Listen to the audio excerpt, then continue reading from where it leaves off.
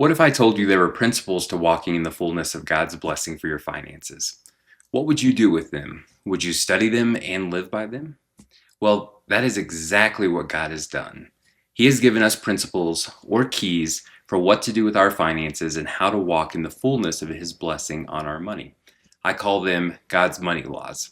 These are the verses throughout the Bible where He has given us truth about money, how it works, and how He wants us to use it. If we live by His money laws, we will experience the fullness of His will for our finances. It doesn't happen without our agreement, though. That's why He has given us His word, so that we would live according to His will and experience the fullness of His blessings. So what are God's money laws? Well, we're going to start with the first one today. So without further ado, God's money law number 1 is to give, and it will be given back to you. This comes from Luke 6:38, which says, "Give, and it will be given to you. Good measure, pressed down, shaken together, running over, will be put into your lap. For with the measure you use, it will be measured back to you." What an encouraging verse.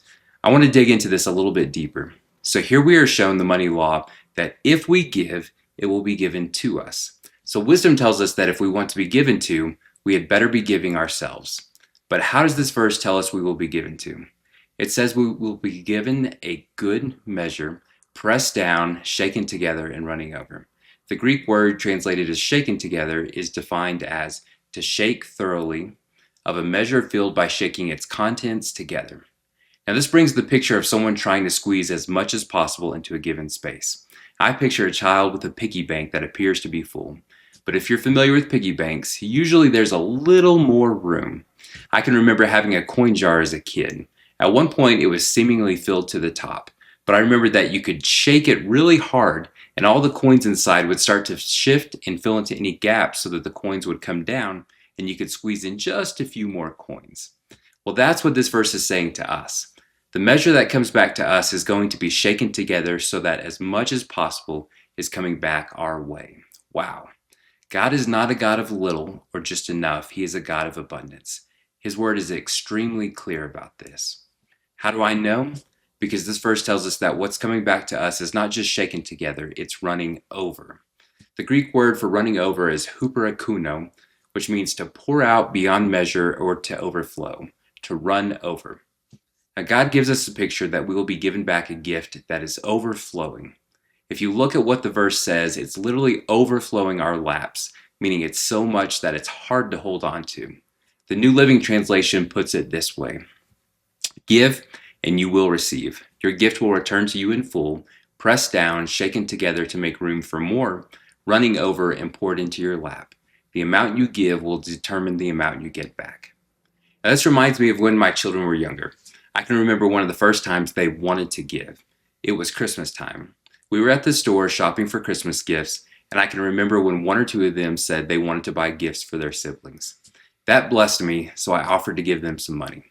Well, they chose to add some of their own allowance money to get their siblings even nicer gifts. So that blessed me even more. And you know what that made me want to do? It made me want to bless them more. So I ended up giving them money back for what they had spent with a little more. Now, what does that sound like? It sounds like give and it will be given back to you, pressed down and running over. Now, I know some of you are saying, well, I just want to give because it's the right thing to do. I'm not asking for anything back, and I don't want anything back. Now, be careful. There's a little bit of religious pride in that response, whether you realize it or not. This is a money law. Who created it? God did. That means the one who created all things chose to put this law into place. It's not greedy to want to receive something back. Our motivation to give should always be to love and to honor God. But we don't have to be ignorant about the return that comes when we give. God set this principle in place. He is the one who delights in the prosperity of His servants. So please understand it's okay to receive back. Receiving is a key part of enabling us to give even more. So the first money law begins with giving. We need to give from our finances. It's not all for us and it's not all about us. And when we do give, we can also expect that we will be given back too.